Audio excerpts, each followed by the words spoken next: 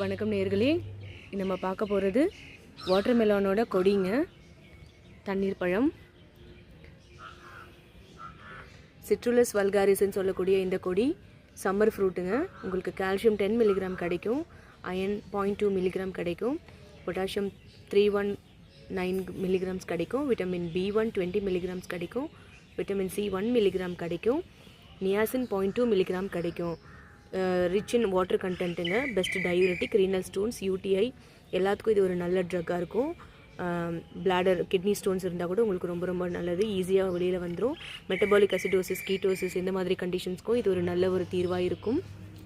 Low urine output இருக்குனாலும் இது உங்களுக்கு use ஆகும். அதீத தாகம் இருக்குனாலும் உங்களுக்கு இது யூஸ் ஆகும். டயரியா, டிசென்ட்ரி எல்லாத்துக்குமே உங்களுக்கு நல்ல ஒரு யூஸ்ஃபுல்லான ஒரு ஃப்ரூட்டுங்க தண்ணீர் பழம்.